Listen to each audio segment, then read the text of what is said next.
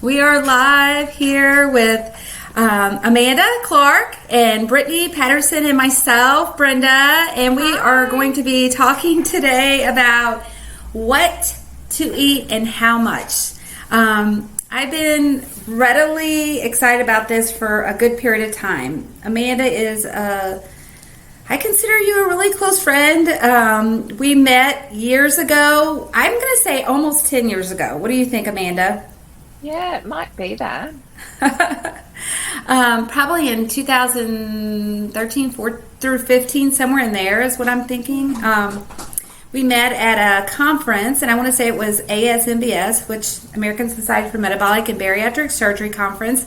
And we both had went to a theater one night, and I'm going to tell our story. So we both went to a theater one night, and we went to go see, was it Dirty Dancing? Ghost. It was something. Huh? Ghost. Okay, we went to go see Ghost. And at the end of the movie, we were both walking out because we were both by ourselves. We were at this conference, and we were just kind of taking a night out. And we both needed a ride back to the motel, and we were going to share a ride. And I forgot my purse inside the theater. And so I went back. Yes, I did. And I went back, and Amanda was so gracious. When I got back to the motel, I didn't know her before this. She had actually waited for me and was sitting there at the entrance of the hotel waiting for me. And so from there, we just developed a friendship. And actually, we've went to multiple conferences together. I've even worked with her at her booth. Portion Perfection at one of the conferences, and we've shared room together before too at one of the conferences. That was very generous of you. It was a lot of fun. So for those of you who are new to our community, welcome. We love that you're here with us. We have two forums. We have one that streams simultaneously. We have one that's on Crowdcast, and then we have one that streams simultaneously to Facebook. So whichever forum you're on, please feel free to comment. Looks like we have lots of people joining. Wanda, Bobby, Andrea, Becca, Felicia, welcome. And me and Brittany's roles are basically just here to facilitate. We've been with ProCare now almost right at 2 years, really, Brittany. Yeah. And for me, it'll we've be been doing next month. It'll be 2 years, but basically, yeah. Yeah, and we've been facilitating these live events for almost that entire time. We have about 80 or 90 of these on replay. And Amanda, I think you've been our guest. Were you our guest before? I'm pretty sure. Yeah, once before. Yeah. I actually grabbed that link. I'm going to post it real quick in the chat if anybody's interested in seeing what she did for us. Last time I looked, it looks like she did Portion Perfection with around the holidays. So it's not the holidays just yet, but it will be here before you know it, probably. I mean, I actually sent something regarding Halloween today, so. Ooh. It won't be long. But in that aspect, Brittany, would you like to add anything before we introduce Amanda? I'll just say a quick little something about myself in case we have any new viewers. Usually I do these lives with Brenda every Wednesday. Today is on Tuesday because, as we said, our guest today, Amanda, is in Australia. So, but typically we do these on Wednesdays if you're here in the United States, usually 1 p.m. Central Time. And then we also do monthly support groups on the third Thursday of every month. And this support group is actually tomorrow, so I'll go ahead and let you guys know that that's tomorrow at 5 p.m. Central Time as well. And our topic is bariatric friendly pizza party. So we're going to go over some pizza recipes that are a little bit better for you than, the typical pizza stuff. So. And I think too, Brittany, just to kind of add to that, it is actually Thursday. She's probably thinking today's Wednesday because we do all these. See? It is Thursday. I'm so sorry. Amanda, we're all confused on time. When we're preparing for this with Australia time, I got her probably so confused. Here. Yes, it is. I'm sorry. Brenda is right. So it is Thursday. But it is at 5 p.m. I did have the time right. It's Thursday, Amanda's time. Yeah. Yes. We're way ahead over here. Yes. So Amanda, tell us Sorry, Brittany, were you finished? No, I was just gonna say, and if you're new to Crowdcast, especially if you have any questions, just make sure that you're asking them in our Ask a Question feature, and I'll do my best to make sure that Brenda and Amanda sees it. And if you're on Facebook, just go ahead and comment. And if it's too personal of a question and you'd rather, you can just private message us too on our ProCare health page, and I'll make sure that they get it.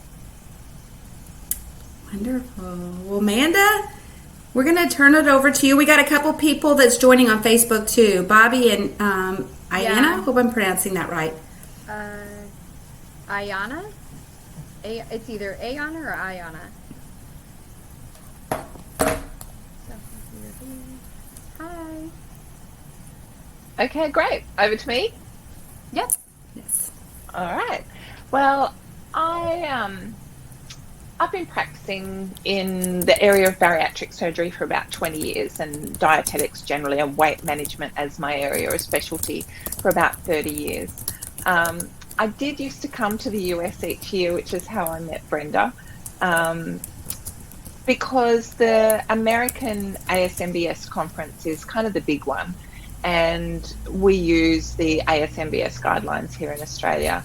And so I really like to kind of run webinars and be on webinars because it's an opportunity to kind of bring some of that knowledge that Brenda and I pick up at these conferences to bring it to the people, because often some of those great researchers' information is kind of just in their research sort of area, and it really takes practitioners to convert it into something practical and bring it to the people in terms of what you can do to get the benefit of that research. So I realized very early in my practice that if I can show people something, then their retention and their understanding of my message is way higher. I think the estimate is that it's 8 times higher than if I just tell you something. So I definitely want to show you some things today to help with that. So why don't we get started? The topic for today is what to eat and how much after bariatric surgery. So I want to help you develop a bit of a structure, or be able to understand what I'm thinking when I'm thinking about structuring to help somebody who's had bariatric surgery kind of develop a long-term eating plan. So I am going to share my screen.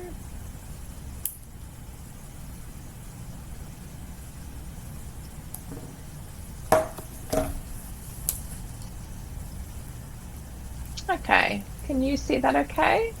Or no? Are you seeing more than just my slide? No, it's Yes. it's the black background with some of the products there. And that's all you can see? Yeah, just the and slide. Just the slide, yeah. Perfect. Okay. All right. So let's have a think about what's important when you're kind of figuring out what to eat and how much. And the first thing that I'd say is that regularity is important. Now, there are a lot of kind of dietary plans out there at present which look at fasting. But when you look at the research around maintaining muscle mass, the spacing out of the food over the day is very important, because we want those amino acids in our bloodstream at all times. And if they're not there, our bodies will break down our own muscle to put them there. We also know that if you've got a history of diabetes, which is also common amongst people who have had bariatric surgery, the regularity of input of food rather than everything coming in at once. In the extreme comparison, I guess, we're looking at 6 meals a day compared to 1 meal a day. And if you put all your food in one go at that extreme, just to show you one end of the scale, your body can only burn about 200 calories of what you eat. And everything beyond that will be stored as body fat.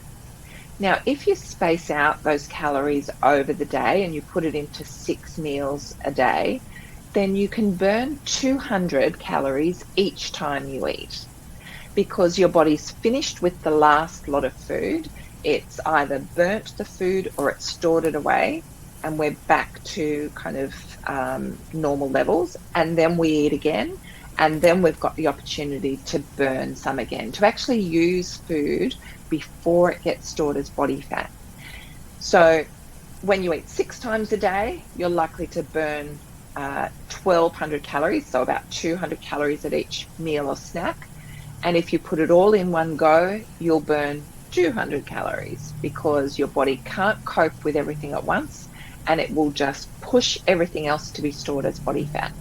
Does that make sense? Oh my God, Amanda, that's something I've never heard before, but that is so interesting, because that could really make a big difference for somebody trying to lose weight. The other thing I want to say is, my husband went to a diabetic educator. He was diagnosed with kind of being pre-diabetic, maybe diabetic. He's on medicine now, but the diet that they gave him was really kind of like making sure that he monitored each meal to make sure he had so many, proteins, carbohydrates per setting, as opposed to per day. And that just right there is probably the way your body metabolizes.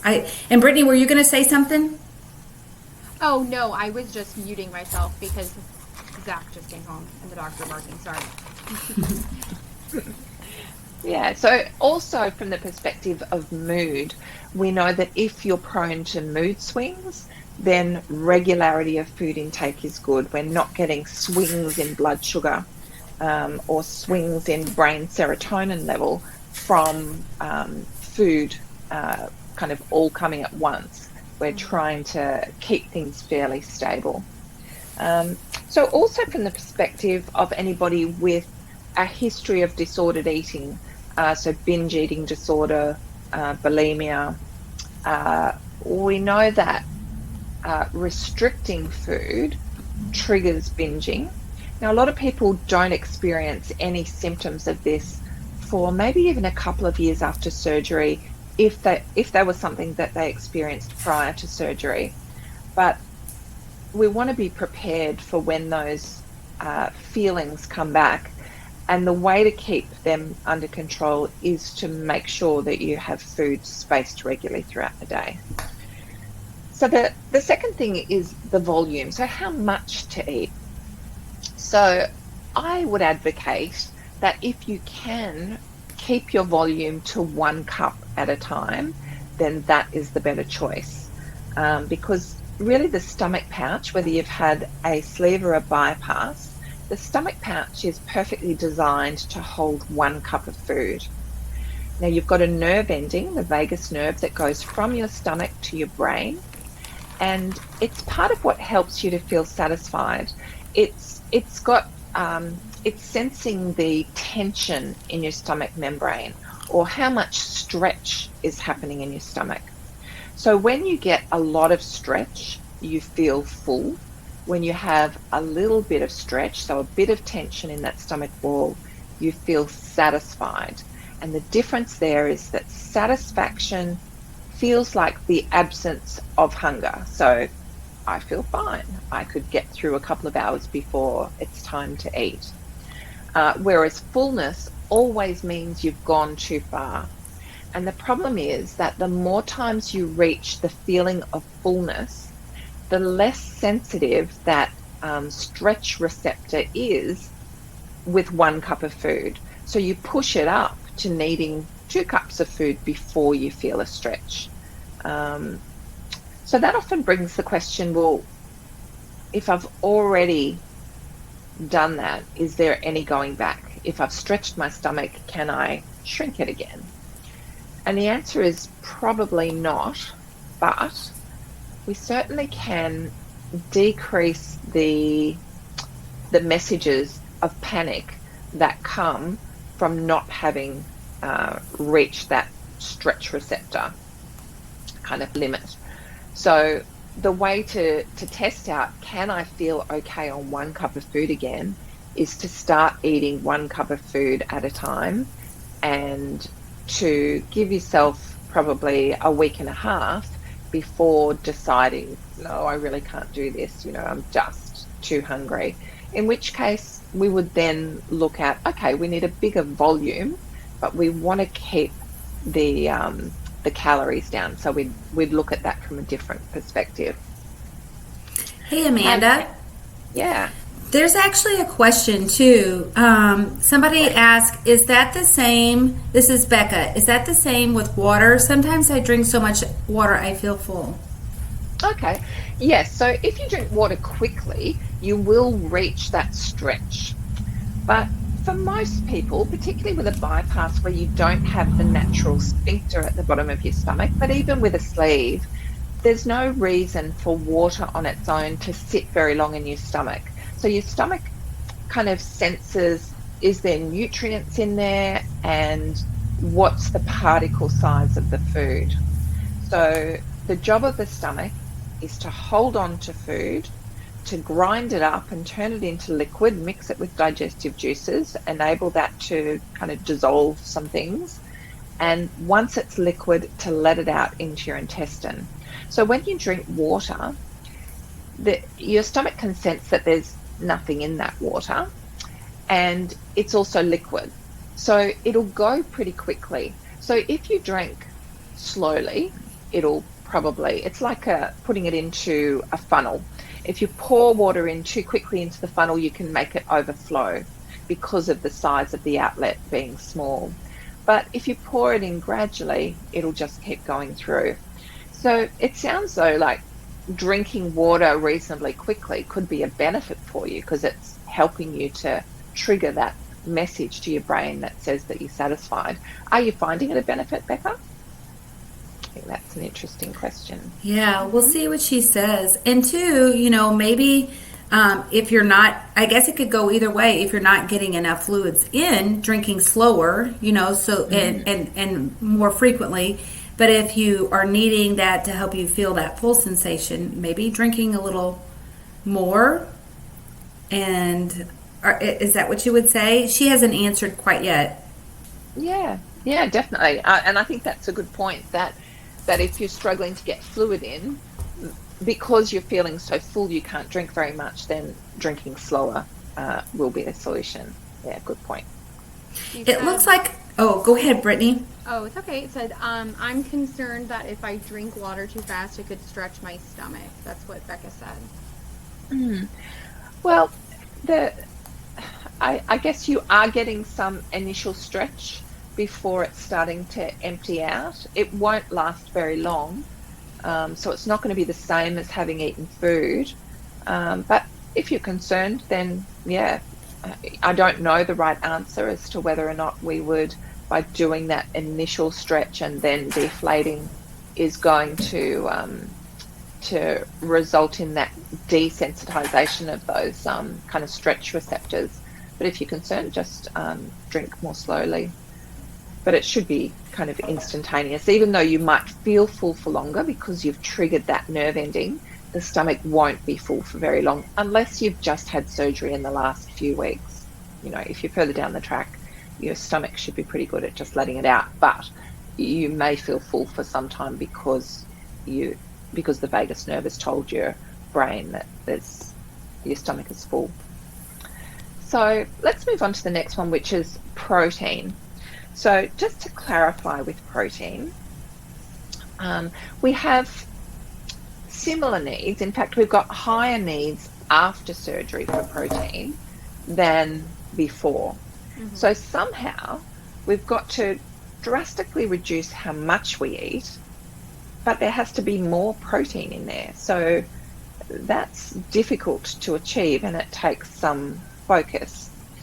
Prior to surgery, the recommended amount of protein to avoid protein deficiency would be 0.8 of a gram of protein. Now I'm going to talk in kilograms per kilogram ideal body weight. I'll give you an example. It means that at 165 pounds, which is 75 kilos, 0.8 of a gram of protein is per kilogram ideal body weight is going to result in a recommendation of 60 grams of protein per day. After surgery, in that first year where we've got rapid weight loss, that's when it's beneficial to have a higher proportion of protein, because it helps to reduce the amount of weight that you're losing from muscle. So it helps to ensure that the weight you're losing is fat, not muscle. So at that level, I would recommend 1.1 grams of protein per kilogram ideal body weight, and there's about 2.2 pounds to a kilogram. So that's going to recommend 82 grams of protein for that 165 pound person post-surgery. So 82 is kind of at the bottom. So as we scale up to higher weights, we're going to higher and higher. So at double that, at 150 kilos, which is going to be 330 pounds, it means we're,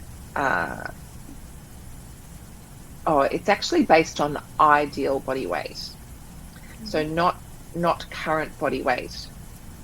So if we said 165 pounds is that ideal body weight, before surgery, recommendation 60 grams of protein, after surgery, 82 grams of protein in year one. And after year one, when weight loss has slowed down, that's when we could move more towards that normal level of protein. But I would generally try to keep it at about 1 gram per kilogram ideal body weight, which would be 75 grams of protein. Does that make sense? Did I just confuse us? No, it makes sense to me. Yeah. Enid said, wow, thank you for that information. So I think, she says that she got it. Oh, good. I pressed refresh on Facebook. I don't see any new comments, Brenda, do you? I see one. It says Amanda. There's an Amanda from... she's a registered dietitian for Metamore in Baton Rouge, and she says hello. But I also want to say, it looks like there is another comment here on our forum too. I also want to say, for anyone who is confused about what their ideal body weight is, Google it. There's charts out there that you can look at for ideal body weight, and it ranges. So what Amanda's saying is it's not the weight that you weigh before surgery. It's not the weight that you weigh as you lose weight. It's the weight that the charts say for ideal body weight. So you can look that up, Google that, and it looks like there's another comment. Brittany, did you want to read that one in the chat? Sure. So Becca said she was confused at first, but she understands. So I think that I understood. I think you did a great job of understanding. Okay, great. Or explaining, I meant.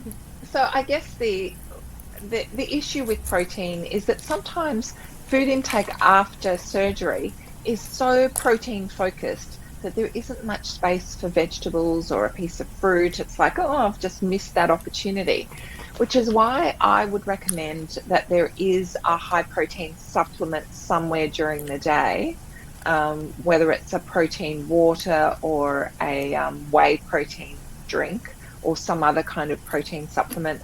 I would recommend about 30 grams of protein coming from a supplement, which takes the pressure off the food. It then means we need 50 grams of protein from food, and that does enable you to have a piece of fruit sometimes, or to make sure that you've got a reasonable amount of vegetables, which pretty much contain very little protein. Would you agree with that?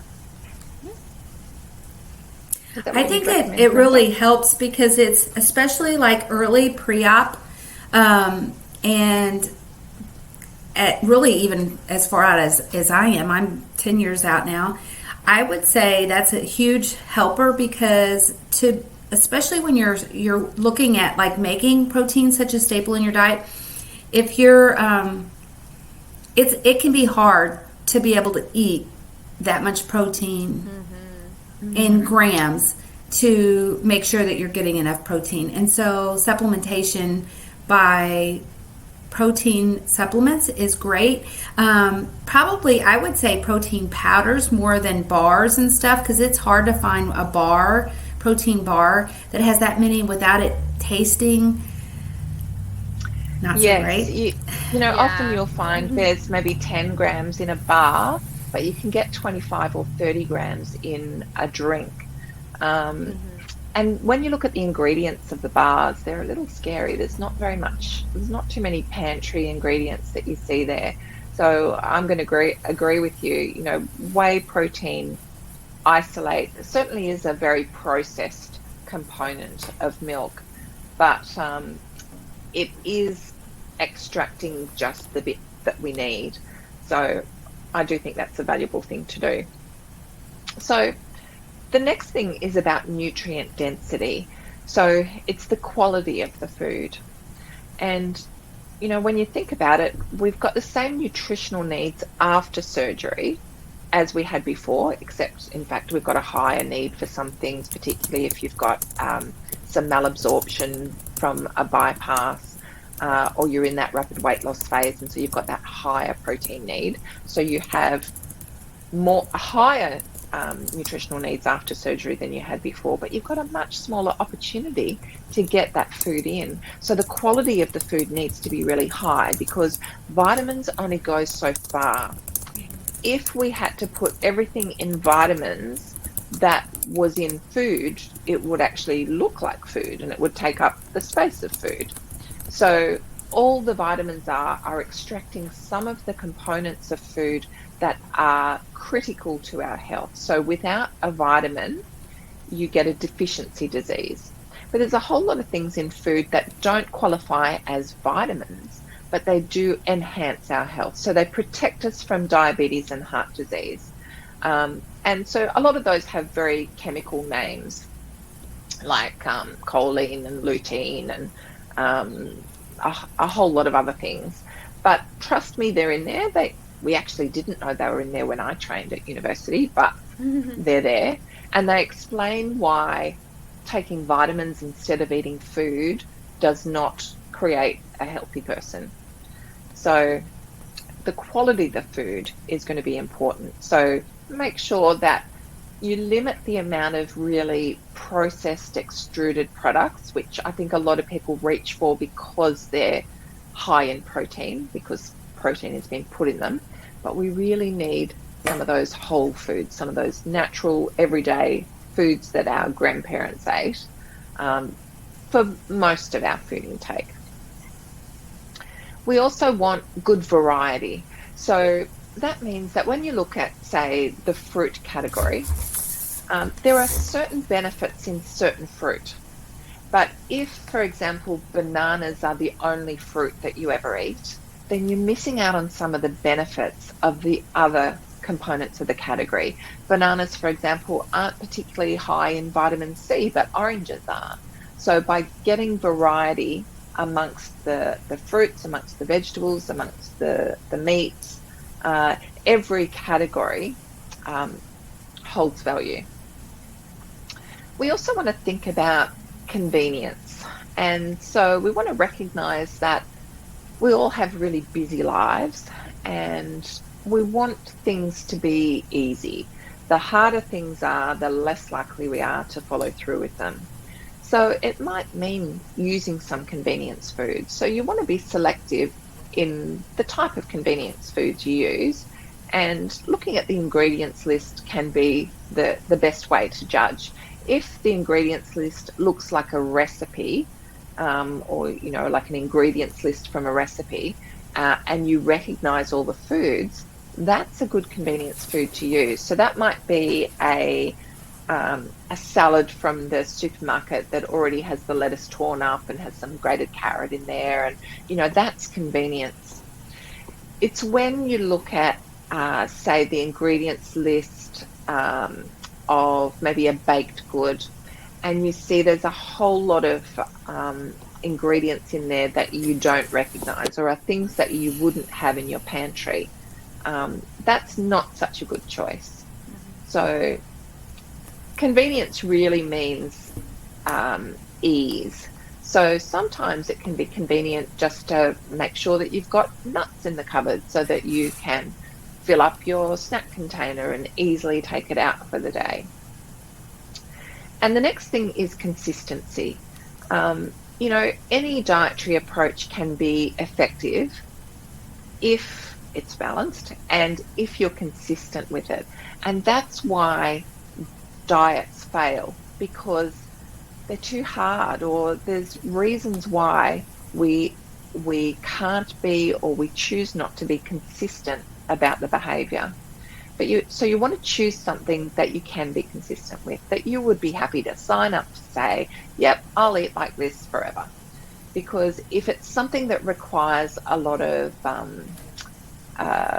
self-control, determination to follow, you're not going to do it for very long. There's going to come a time when you've got too many other things going on in life, and you fall back to what is your usual habits, and that will drag you back in. So you want to make new habits by being consistent with your behavior and doing some planning. So knowing in advance what you're going to do is really beneficial, because our brains actually want to help us. You know, sometimes we think they're working against us. They're putting chocolate on the brain, or, you know, making us think about things that are not consistent with what we're trying to achieve.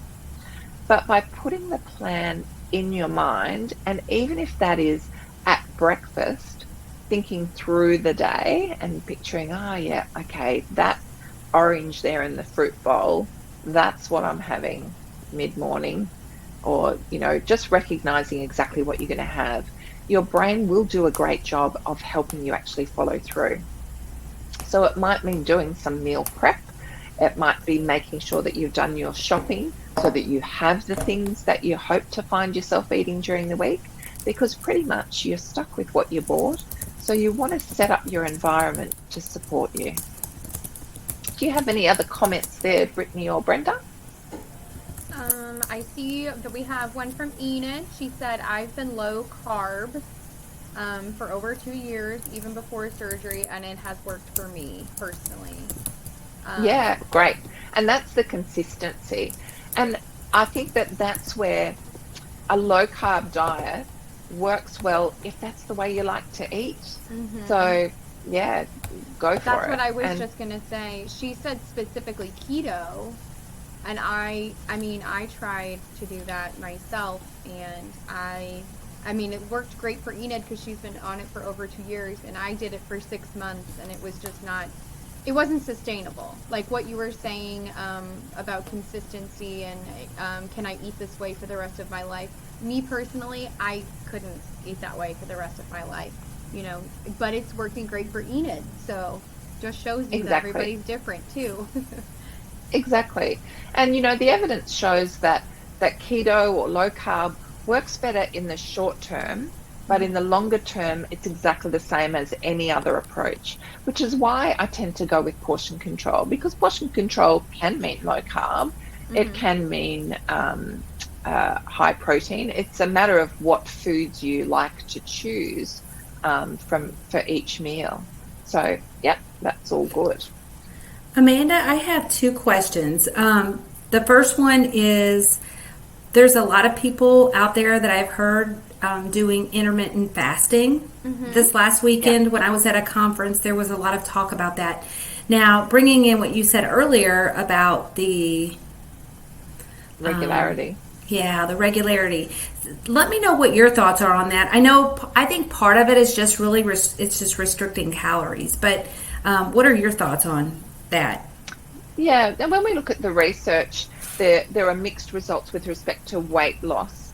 And to be honest, I don't think it works, because I've been doing this for 30 years and I've seen so many clients who happened to eat in the restricted time window without realizing it, because they were skipping breakfast, they were skipping lunch, they were starting to eat during the afternoon. And it was within a window, and I'm seeing them to help them lose weight. And so what I'm doing is spacing them back out, and they're starting to lose weight. So it makes sense from that perspective of how much your body has to deal with in one go. Mm-hmm. I do think that when we look at the research, when you take a whole bunch of people who eat over the day and we say, right, now you're not allowed to eat until 12 o'clock and you have to stop eating at 8 o'clock or 6 o'clock or whatever the window is going to be, I believe we will see weight loss, and I know that that's what the research shows. But whether or not that is going to be effective in the long term is a different story, because I think the longer you do that, the more efficient your body will become at storing fat. It doesn't happen overnight. It happens when there's a famine on for a period of time or whatever. It's a gradual thing that occurs. So I think if we study these people for long enough, they would be the people who are coming to me to help them to lose weight. And the other question that makes sense, Amanda. The other question that I had personally is, what would you tell someone who is maybe a little further out, from like they've already had weight loss surgery, a little further out, and they come to you for a consultation? Where would you start? This is kind of a loaded question because everybody's so individualized, but where would you start and how would you guide them? Like what would be your starting points of helping them? Yeah, great. Well, I think my next slides will go through that. So what I would do, if you were in my clinic, the first thing I would do is a body composition test, and that's going to give me a bit of a guide as to what your metabolic rate is, or actually it's going to give me a bit of guide as to what your basal metabolic rate is. So that is, how many calories would we need to feed you if you lay in bed for 24 hours? On top of that, we then need to look at, okay, how active are you generally and how much exercise do you do? And that helps me calculate a metabolic rate, or how many calories your body should be burning. Now, after being on a restrictive intake for many years, the chances are your metabolism may be a little lower than that calculation. So I'll take that into account. Then I'll look at the way you're eating, and I'll be thinking about all of these things. So these are the things that go through my mind when I'm looking at somebody's food intake. And so we'd look at, okay, what do we need to do here? And we would just try and fix what's broken. So let's move on and have a look at the meals. But just before we do, I just wanted to say one more thing about intermittent fasting. So there's those two types. There's the restricted time eating, and then there's like the 2 and 5 approach. And I do use the 2 and 5 approach with some people. And the reason I like that approach is that although it's restricting calorie intake significantly, it's only for a day at a time. It's not for an extended period. So the 2 and 5 means that for women, we would drop the calorie intake to 500 calories a day for 2 non-consecutive days in the week. And we would eat more normally on the other days. So for people who are really struggling to lose weight, or their metabolism seems to have dropped to kind of match their food intake, this can be a way to kind of shake it up. Because if your body's used to a certain amount of food coming in, its metabolism's going at a certain level, but you unexpectedly drop your intake to 500 calories, your body will use up some of your fat stores. If you did that every day, your body would likely become accustomed to that and just slow down your metabolism or reduce how much body fat you burn. But if the next day you're back to normal, it's like your body's going, oh, okay, all right, everything's all right. I don't need to panic about this. And then a couple of days later, it happens again, drop down to 500 calories. So that over time, I think is a better approach. So let's move Amanda, on. did you say 2 out of 7 days? You said 5 days, but so it's 2 and 5. So it's 2 days of restricted eating and 5 days of normal eating. So, and those 2 days should be non-consecutive days. So it might be Tuesday and Thursday or something as a routine. And so some people might use shakes on those days to make it simple, but you know, you can also do a food-based approach. But that would be something that I would do if I'm finding that the usual things are not working. So that's one of those extra tools that we've got in the toolbox. So let's have a think about what I'm looking at when I'm planning an intake. So if we think about breakfast, for post-bariatric surgery, I'm looking for 200 to 250 calories at meals, at breakfast, lunch and dinner. I'm looking for protein.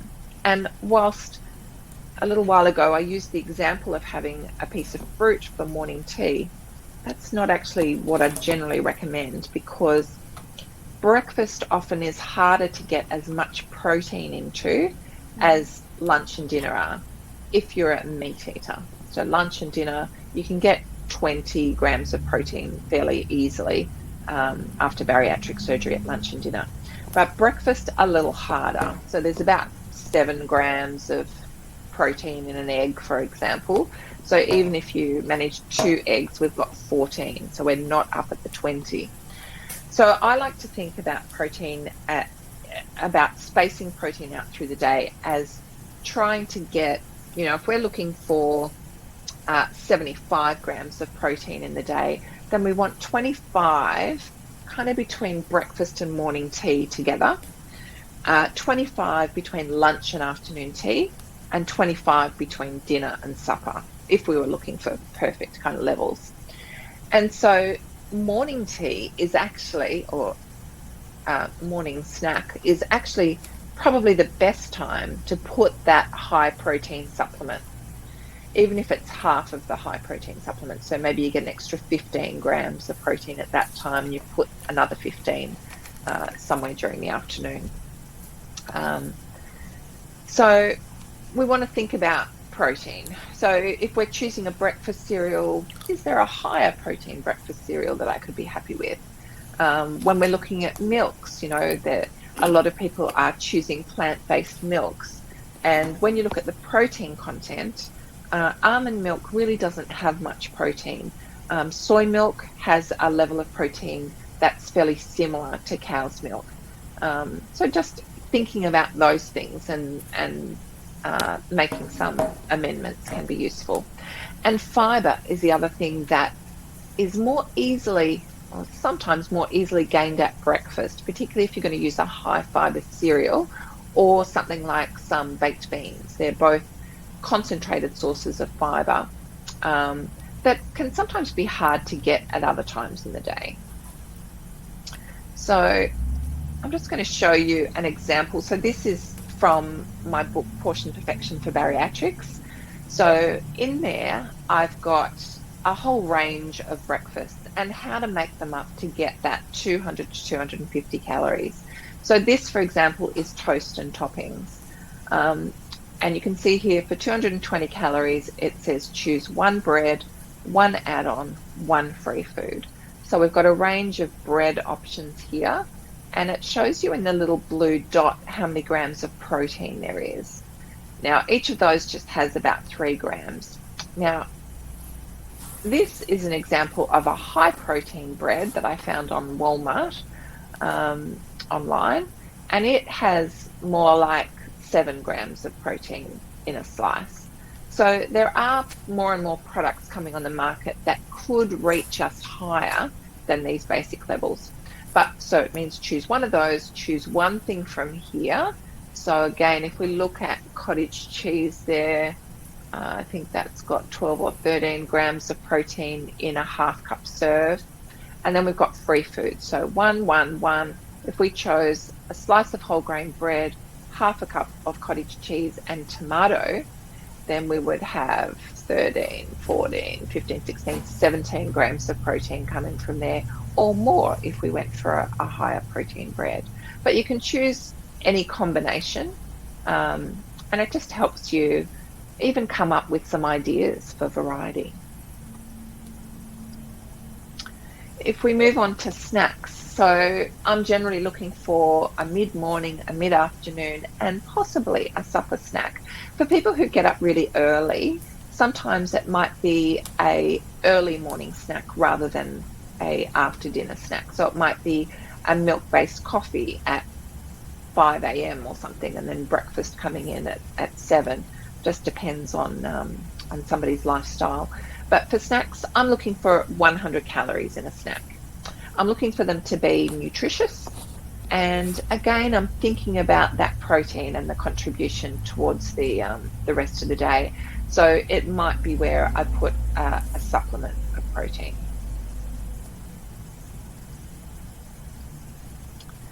So here's a couple of pages from in Portion Perfection for Bariatrics, and it shows you what a 100 calorie snack is and how many grams of protein. So 100 calories is basically a large piece of fruit, like a big apple, or it's two smaller pieces of fruit, like 2 kiwi or 2 nectarines. Also in that large piece of fruit, I'd call a medium banana or a small mango. I'm going to equate them to the large apple. Basically, it's about a cupful of fruit. With nuts, you can see the quantity of the different nuts and the amount of protein you get from those. You could have vegetables and dip. So here you choose 1 vegetable serve, 1 dip serve, and again you can see the protein. And together they'll add up to 100 calories. You could use yogurt. So these are all the snacks that I've considered to be the vital snacks. It's the fruit, the nuts, the dairy, the vegetables, and maybe some higher protein choices like an egg or a can of tuna, which can be really satisfying. Amanda, there's a couple comments. I just want to tell you. Bobby Jean from Facebook said, "This is so helpful. Thank you." And so did Enid. She said, really helpful for her too. Oh, great. Thank you so much. So this here is what we use as our snacker. And it comes with a chart that tells you what you could put in each size container to be a 100 calorie snack. So for example, the amount of nuts that fits in this top one is a 100 calorie snack. So you know how with cashew nuts, in the packet, a lot of them might be broken. So although I've shown you that 14 cashew nuts is a 100 calorie snack, this way you can just, whatever fits in there. So whether it's Brazil nuts or it's pine nuts, what fits in there is approximately 100 calories. Whereas the bottom one, you could be putting your carrot sticks in there and hummus in the top one, or you could put a boiled egg in here. So there's a whole list of things that you could use. For lunches, we're back to the 200 to 250 calorie amount. We're again thinking about, is there a way I can get some fiber? So if you're going to use some kind of cracker or bread, make sure it's high in fiber and go for more topping and less crackers rather than more crackers with just crackers with jam on it is not a good choice, but 1 cracker with cottage cheese and tomato or tuna and lettuce or something like that is a better choice. So we're thinking about the fiber. We're also looking for vegetable component. Now, vegetables are actually the thing that becomes really difficult after surgery, because the general recommendation for all of us is that we get about 2.5 cups of vegetables per day, but the chances of getting that after surgery are pretty low. So that's where we're relying on the vitamin supplements, but we still want to maximize what vegetables we do get in, because this is where you find those protective factors, and they're indicated by the colors. So by getting a variety of colors of fruit and vegetables, we're getting a variety of those protective factors. And again, we're looking for protein. So the jelly or jam on crackers, not really giving you much. We want some protein food. So whether that's some cheese or some hummus has a small amount, or meat, any whatever your usual protein choices are. So here's an example from the book. So it shows a sandwich and how to make that up. So what I've really recommended is that it's an open sandwich, or it's half the sandwich. So we've got 1 thing from the bread. So it's just 1 slice of bread. We've got 1 thing from the protein, and you can see that there. And we've got 1 thing from the mini add-ons, which is might be some avocado on that slice of bread, or some cheese, as well as the protein. And we've got the salad vegetables, so don't forget those. They're an important component also. What I love about this, Amanda, is it makes everything kind of like a plug and play with the way you kind of have, like, you can just like plug in your meals if you're meal planning or whatever. It makes it really easy, because that for me, and I don't know if anybody else out there has that problem, it's about like figuring out what you want for the meals for them to be balanced. So that's super helpful. And also there's a question here too. I just wanted I was to, just gonna say that. yeah. So Enid said, what do you think about the Sola bread? Per slice, it's 4 grams of fiber and 5 grams of protein. Oh, sounds I had not great. heard of that. Yeah, I had not heard of that brand yet. Brenda, have you heard of Sola? No. How do you spell that? Sola is how she spelled it in the Great. chat. Okay. I'll look that up. That's excellent. Certainly here in Australia, we're getting more and more brands on the market of low carb or high protein breads that have a high kind of seed content, which is just great to see. You know, it's great to see the market kind of moving in the direction that we need. So on the screen now, you can see our Barry Kit and Carry product, which is an insulated lunch bag. It's got this, what we call our Barry Prepper. So it's a bit like our bariatric plate in that I'm recommending half of it be filled with protein and the other half either just with low starch vegetables. So there I've got the asparagus, or if we are to have a little bit of carbohydrate, for just about a third of that section to be filled with carbohydrate, and the corn is the carbohydrate here. So an easy way to kind of take your plate meal, your bariatric plate meal out with you. So there's small-headed cutlery here, which helps you to eat slowly because you can't fit a lot on that fork head. There's a separate little dressing container so things don't go soggy, so you can add that at the last minute. Comes with a snacker that slides into the top section, comes with an ice brick and a napkin that fits at the bottom. So pretty much everything you need. And it's I guess designed to be reasonably compact so that you're not having to take a lot with you. But there's nothing on there that says that it's bariatric, so it's just this container that makes it bariatric. Sorry, Wanda, no, that's okay. Wanda says she would like to know, where do you find the Kit and Carry? You can find all of these products on Amazon. If you just go to the Portion Perfection store or search Portion Perfection, then if you go to the store, you can select the bariatric section because we also do general weight management products. So if you go to the bariatric section, you can be confident that everything you see there is right for you. I'll add a little notation so that people see that on here. Yeah, so that would be Facebook. amazon.com/portion perfection. We do also have a US website, which is on the screen there, portiondiet.com. But I know a lot of people like to buy from Amazon, so we're on there.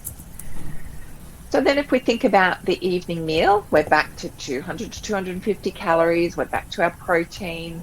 We're still on about the fiber, so getting some vegetables in there.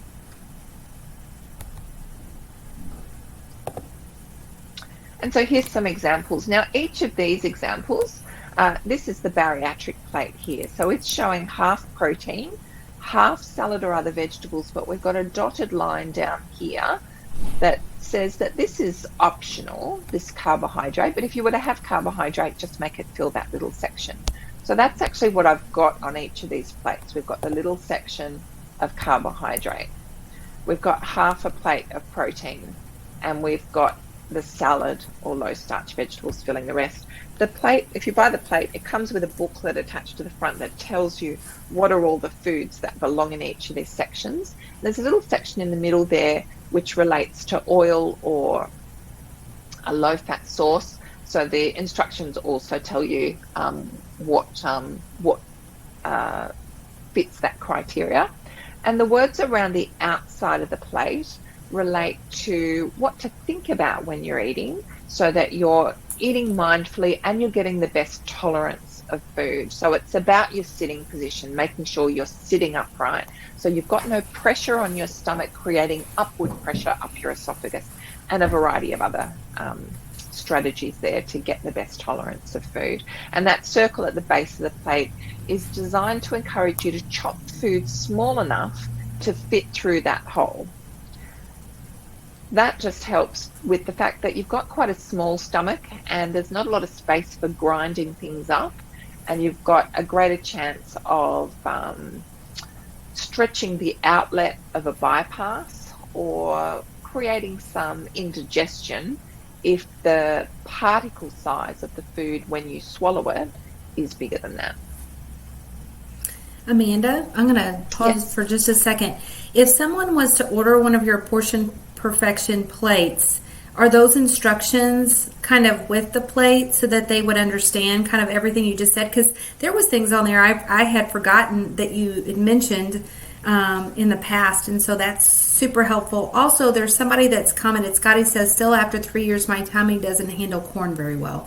So I didn't, just wanted to, it was more of a comment, but maybe you have some instruction with that. So those two things. Yeah. So corn is probably something that might be an individual tolerance because the particle size is reasonably small. So there's probably not much I can suggest to improve that tolerance. But yes, the plate comes with a booklet attached to the front that goes through what belongs in each category and what all the words around the outside of the plate mean. So yeah, no problems there. So what I've aimed to do is to help apply my thinking. You know, if somebody asks me, you know, it's lunchtime, is this a good choice? Then there's a range of thoughts that go through my mind, and they probably come from my background as a dietitian. So what I've tried to do is put my thoughts into what you see in the book. So you've got my kind of opinion on how to make up these different meals. So the book contains ideas for meals and snacks. You've got the protein guidance in the little blue dot, so you can see what's a better choice. It helps you create that structure, and I think structure is really important for consistency and habit formation. It gives you the external tools, and you know, if you feel that you can't trust your appetite, and often I really think in the bariatric community we're probably gathering the people for whom maybe some of those messages haven't been very strong, or for whatever reason they've been sidetracked, they've been bypassed over the years. And so using an external measure of portion control can help you to feel confident that you're not overstretching that stomach pouch. We've also got recipe books. That's what you see on the far left there. It's our 4-week weight loss menu plan. It's got recipes that work for our weight loss plan as well as our bariatric plan. The bariatric is always orange. And it's got portion accurate photos in that recipe book, so you know what you're aiming for. It will tell you if, say, it's a recipe for a lasagna, it'll say, well, if you've had bariatric surgery, your serve is, you know, 1/8 of this or whatever. So it's nice and easy to know what's your serve compared to perhaps your husband who's aiming to lose weight but has not had surgery. He would be following the red guide and the red picture that's in there that goes with the other version of my book. And you know, you can also ask any questions in our Facebook group or directly via email. So if it's okay for me to direct people, you can download a free 7-day menu plan from our US website, which is portiondiet.com/menu plan, and you can get the 7-day free menu plan. I've also recorded some free webinars called The Truth and 3 Lies About Bariatric Surgery, which you'll find at beyondbariatricsurgery.com. And that's a brand that represents some online courses that I've developed. One that is for around the time of surgery, so it's really just helping you identify what to think about before surgery, and then what do you need to do for the fluids, the puree and the solid food. That's the simple little program. And then there's a 6-week program that helps you to implement portion control if you're further down the track. So hope to see some of you there. I am going to put those on the I'm going to put those links here to share, so it's easy for people to get to those, Amanda. Okay, great. I'm going to put the first one here, and then I'll paste the other. The first one is for a menu plan. Yes. And then the second one is for her It's for the webinar series. webinar series. Okay. Yeah. On the truth and 3 lies about bariatric surgery. So things you might not have realized. We have a question here too. Becca says, the orange book has portions for the people with surgery and ones that haven't. She just wants to make sure that she's understanding correctly. The orange book has portions for people who have had bariatric surgery. There is a purple book that is for people who have not had surgery, and that has guidance for men, women, and children, so different portion sizes.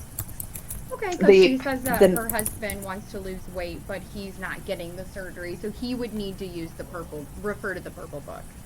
Correct. And so if you go either to the website portiondiet.com or the Amazon store, there's the 2 separate tabs. There's the weight loss which is weight loss without surgery, and there's the bariatric section, so you can be sure. So some of the products work for both. So the snacker works for both. The menu plan covers both. There's different versions of the kit and carry with a larger lunchbox that matches the larger plate. So there's a bigger lunchbox, there's a bigger plate, and there's the purple book that guide weight loss without surgery. I'll stop sharing if that's okay, Brenda. So yeah, no, that's great. I'm actually on your Beyond Bariatric Surgery site here, Amanda, and I'm looking for what I wanted to post as a link. I'm on the Beyond Bariatric Surgery me, and there's showing me some courses, which obviously I want to mention those too. Those may be very helpful for somebody who might be interested in kind of a little course on long-term recommendations and all of that. Kind of Amanda speaking to you, kind of like this webinar, more of a one-on-one. But I'm looking at so don't use the .me, use .com. Okay, maybe that's where. So .me goes straight to the course. .com goes to the website. Okay.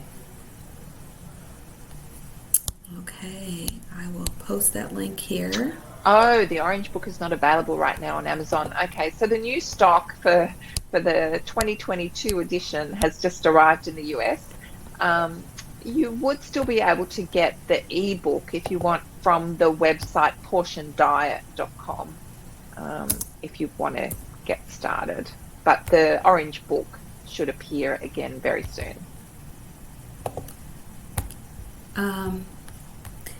And that is it, because I remember seeing something similar to that in the past, Amanda, but that's kind of brand new, right? It's how can I say, so it's been edited. Yes. Yeah, so it's updated, and there's a few more kind of food options, meal options in there. So this is the book that you had a look at. So I printed off a batch, and then we've done a bigger batch. We've sold out of that little batch, and the bigger batch has just arrived. Gotcha. Okay. Perfect. And I'm posting both those links for people to be able to access that free information. And you actually do, as you were talking about, you have the webinar series. Amanda, you also do presentations kind of like this, like webinars and that type of thing. If people get in on your email list, you're constantly upgrading and doing things, because I get your notifications all the time. Yeah. So if you go to either of those spots and you go through either of those, you'll get our alerts to the webinars. We had one due last night, which is on weight loss medications, which are commonly being used after bariatric surgery now. But it got cancelled because our lovely guest got sick. But that'll be back up again soon. So you've still got the opportunity to register for that one. And if you register, our time zones don't work so well, so you'll get the replay. Perfect, wonderful. Is there anything, Brittany and I am going to be sharing some things about ProCare too that kind of fit in with what you're talking about. Before Great. we do that though, is there anything other than what you've kind of mentioned that you wanted as closing thoughts that you kind of wanted to summarize or say on your behalf? No, I think it just comes down to finding something that works for the individual, that makes the best use of what we know has the best outcome. It's, nothing's ever going to be perfect, but trying to develop some habits by repeatedly doing something that feels good is a good way to get moving. Yeah, So thank and you, finding and the thanks for the motivation, like opportunity. when you see those easy little steps, how easy it can be by just using a tool to help you. Besides just your bariatric surgery is a tool, these type of things are tools. So, yeah, And the definitely. Thank evidence you for is that they sharing. work. Yeah, Yeah. thank you. Um, My pleasure. yeah. So stay on the call with us because we just got like a minute or two. And Brittany, we have I have some. I think there was some mention of our protein products as we were kind of talking through these things. I think that would be wonderful if we could share those. Sure. And then also some supplements that might be able to help them along the way. The other thing is we also have been doing something new. It's kind of a little problem solution statement that fits along with this. So, Amanda, sometimes you were talking about vitamins as well. And Brittany, I have that pulled up. Do you need me to share my screen, or would you like to Yeah, you can go share? ahead and share the screen, and I have our site pulled up for whenever you're Okay. ready for that. I will share. First of all, I'm going to share a little problem solution statement, and then I'm going to allow you to talk. I'm just going to allow you to talk about it, if that's okay. Yeah, definitely. Okay. So I'm going to pull up the first picture here, if it'll let me. Oh, Brenda, you're freezing.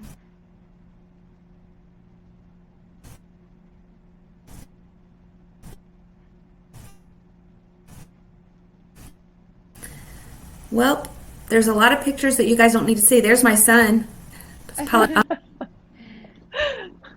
Yeah, I don't think it's gonna work for her. Sometimes she doesn't have the best internet. I don't know. uh, so I'll just go ahead and share my screen, and we'll wait for Brenda to reconnect. I'm just trying to get to the right tab, so bear with me, guys. And here we are. Amanda, can you see that, my screen? Yes. Perfect. Okay. So we were talking about earlier about protein powder. Enid said that she has tried our protein powder and she loves it. For anyone who has not tried it, we currently have a summer bundle pack going on right now where you can actually get your protein powder, calcium chews, and our new multivitamin soft chew all together in one. So you can try all three new products. And this summer bundle is only going on for the summer months right now. We might do a different kind of bundle later on down the road, but you have the option of choosing between chocolate and vanilla. It comes with the mocktails, and like I said, it comes with our new multivitamin soft chew variety pack as well, which is my favorite. That's what I've been taking every day. And then, let's see here, if you wanted to try just one of the products, our new protein powder can be found down here. Like I said, here's the chocolate and vanilla. I like the chocolate personally, but yeah, it's whatever you prefer. And then we also have our vitamins here. We are known for our once daily multivitamins, which make taking your vitamins every day convenient. Like Amanda was saying, you want convenience and ease and something that's sustainable and that can easily be done for the rest of your life. So we created a once daily multivitamin for people to try. If you are new to ProCare and you've not tried any of our products, I would definitely urge you to try a free sample. If you just fill out this information down here and you include any formulas or flavors that you want to try specifically, we'll try our best to fulfill that for you. And yeah, that's basically it, guys. I was noticing, Brittany, that your protein powder there, 26 grams, that's perfect for taking that ease off the food intake. And I noticed that it's got some digestive enzyme blend in there, which is also really valuable because after bariatric surgery, you've got a lot less stomach acid. And it takes stomach acid to convert something called pepsinogen into pepsin, which then breaks down protein. So your supplement is actually helping digestion generally. That's what we love to hear. Great. Yeah, so our protein powder is a little bit different than anything that's currently on the market that I'm aware of. We do have 26 grams of protein in every serving. It's actually 110 calories. It's 1 gram of carb, and it's less than 1 gram of sugar. And you're right, we did add digestive enzymes. We also added immunity support, which is basically just more vitamins and nutrients to help encourage a healthy immune system. And then what else am I missing? There's one more thing. It's just electrolytes. Did you say electrolytes? I did not. That's what I was forgetting. Thank you. Okay. We also added electrolytes too. So it actually makes that perfect mid-morning snack. Because it is approximately a 100 calorie snack. It looks like Amanda's. We're having, I'm not sure why, but we are having some little technical things here going on today. It's crazy. Also, Brittany, do you want to talk about one of our products that is, I tried sharing my graphics on my computer, but it wasn't able to. I sent them to you through Teams. Sometimes patients will have different vitamin needs. So guys, everybody's vitamin needs are different and unique. You know, if you're seeing your bariatric surgery program on a regular basis, a lot of times what they'll do is they'll take a baseline, like right before pre-op, before surgery, and then post-op, they're going to continue monitoring if you're following up with them like you should. If you aren't able to see your bariatric surgeon, maybe because of non-coverage or maybe you moved or whatever, you can also see your primary care doctor. You know, those are different options. What I would recommend doing, what I do is I get the names of the products from my bariatric surgeon. I mean, I actually worked in the surgeon office, so I kind of know what they were, and I kind of communicated that to my primary care. And I have those labs done at least once a year to have my labs checked. Now, everybody's needs are something special. So I don't know if you want to take it from there, Brittany, and kind of talk about maybe a unique situation. One of the products that we created is unique for people who have different kinds of vitamin needs. Yeah. Are you talking about our soft chew? I'm sorry, actually, I did not get it on. Oh, you didn't? It's actually, let me try sharing one more time. I'll try it, see if it works. The graphics for that. So. Oh, wait, no, here it is. I'm sorry, it finally loaded. Okay, I'll try it. If right my screen is doing crazy things again. Here, I'll try this. It's got a mind of its own today. It does. You guys.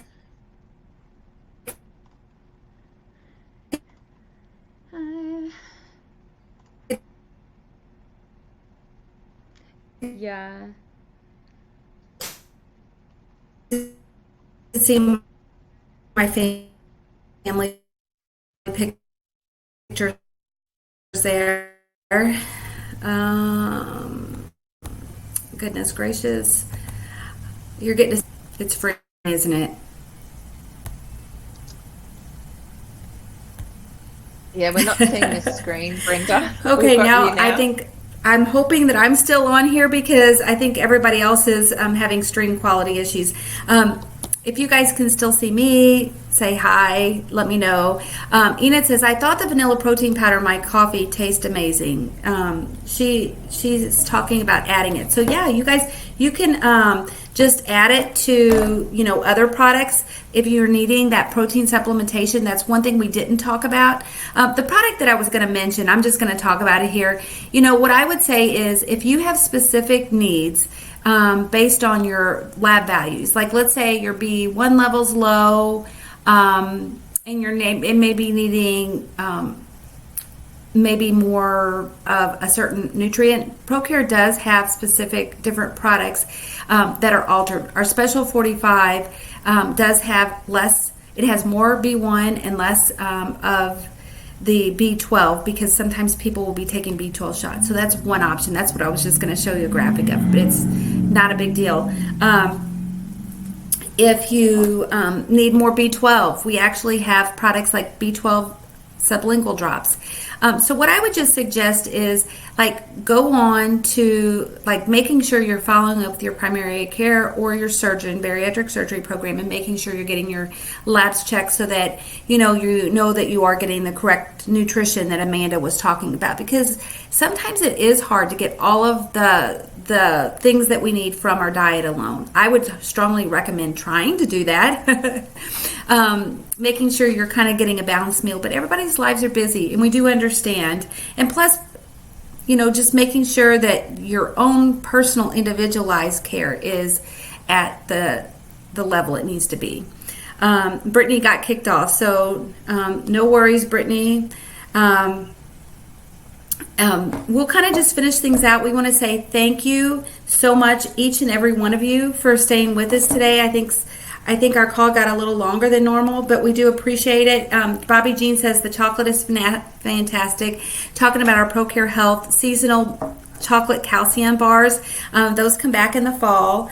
Everybody's got their own favorites. Our new Bariatric multivitamin chew is one of my favorites right now. Looks like Amanda's back. Amanda, are you back? Yeah. She's nodding yes. Just in time to say thank you and wave goodbye to everybody and let everybody know that we appreciate their time. Amanda, thank you Thanks, for being everyone. with us. And Brittany, thank you for being with us as well. You guys all have an amazing evening. Take care and reach out to Amanda's sites and check them out. She has some amazing resources, some tools that's super helpful. So everybody take care and see you later. Thank you, Amanda. Good night.